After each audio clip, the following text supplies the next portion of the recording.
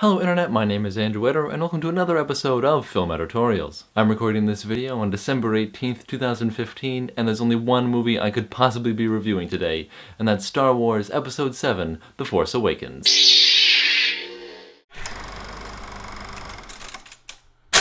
Before I dive into anything, I do just want to point out that this review will be spoiler-free. If you haven't seen the movie yet, and you are like me and you didn't want to know anything about the movie going in beforehand, just pause this video, minimize the tab, and come back to it later, when you've seen the movie. This movie takes place 30 years after the events of Return of the Jedi, and if you've seen any of the trailers, you've probably discerned that it follows Daisy Ridley's Rey and John Boyega's Finn. Harrison Ford, Carrie Fisher, and Mark Hamill are back as Han, Leia, and Luke, respectively, from the original trilogy. Now, I was one of those people who was trusting of J.J. Abrams and Lawrence Kasdan, and I was really excited for this movie. This movie is amazing. Now, I've promised no spoilers, so I can't really go into all the reasons why, but from the very beginning, this movie is great. The opening crawl is pretty much perfect. First and foremost, characters. All the characters, but especially the new ones, are well written and really well acted. They're all really interesting and they're all multifaceted and they just make for great characters and you want to hang out with these people. The same is true of the old characters. 30 years is a long time even in the Star Wars universe, and so these characters have changed and moved on and grown, and you feel that as they act. I'm really excited to see where these characters go. There's so much room for them to change and grow in their own ways and have things happen to them and have them react to those things. It's gonna be amazing. Naturally, being a Star Wars movie with a ridiculously huge budget, you'd expect the visuals to be fantastic, and they are. Pretty much every shot of this movie is absolutely gorgeous. The effects are super cool. The action is awesome, again, like you'd expect from a Star Wars movie. This continues on to one of the other great things about this movie, and that's the emotions you will feel. You will laugh. It's really funny. You're gonna laugh a lot. You're probably gonna cry, either from joy and you're so excited how great the movie is, or from genuine sorrow. You'll feel this happy excitement as the good guys rush into battle, and you will feel genuine terror. Like my heart was banging against my ribcage. I was so tense in this one scene.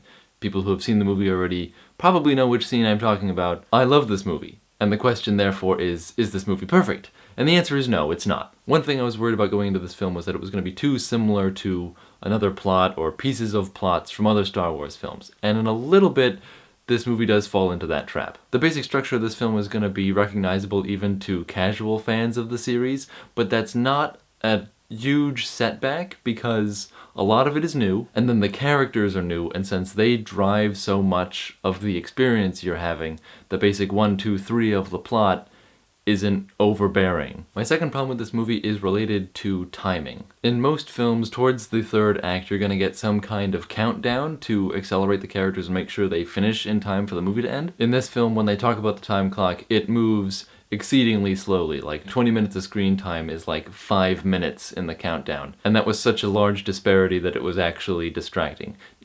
Not a huge amount. Also, as far as timing goes, there's another part about halfway through the movie when the characters get a bunch of information and then they almost instantly know what to do with that information. And that turnaround is artificially quick and just seems like characters being conveniently knowledgeable about this topic that they probably shouldn't be that knowledgeable on, considering the information they just got is such a revelation. They should not master it that quickly. The third thing preventing this movie from being absolutely perfect is a matter of explanation. I might have missed something, but I don't think so. I'll let you know after I go watch this movie a dozen more times, because I'm sure I will. 30 years is a long time to go between movies, and so you expect some kind of explanation as to how you got from point A to point B in between the series, and they don't really do a great job of explaining what happened there. They kind of mention it, but they don't really fully mention it. Now, that might be the purview of books and comic books that Disney wants to sell you, and that's okay, but there were a few times during the movie where I wish I had more explanation of the greater galaxy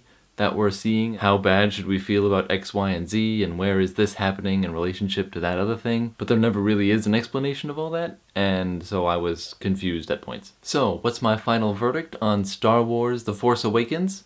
5 stars out of 5. Come on, guys, what were you expecting, honestly? This movie has great characters, and I love all of them, especially BB-8, because He's gold every time he's on screen. Not literally, that's C-3PO. The emotions you feel watching this movie will run the gamut from elation to horror, and that's awesome. And the action and the visuals in this movie go hand in hand and make this movie really fun to watch. Utterly enjoyable. On the downside, the plot does feel quite familiar. There are several occasions during the film where the passage of time doesn't make any sense, and for die-hard Star Wars fans like me, there are times where I wish I had more explanation on where things were and who things were in relationship to what. Those negatives were definitely not enough to prevent me from enjoying this movie because I loved it. It's an instant classic in my mind. I think people are going to love it generally. My mom and brother both loved it as they were watching it with me. If I didn't have to go to work today, I would have probably tried to go figure out how I could get to the theater again, despite the fact that I spent 24 hours in that building yesterday. I've had very long days the past 3 days, so I apologize if this video is vague and weird and confusing. I've said I'm not using that more times than I can count, so let me know if you want me to release a video of me saying that repeatedly for this video, because that might be funny to watch. Okay, I think that's going to be it for today's video. Thank you for watching, if you're still here with me. Please don't forget to like, favorite, share, subscribe, follow me on Facebook, Twitter, and Snapchat. I will see you guys next time. May the Force be with you.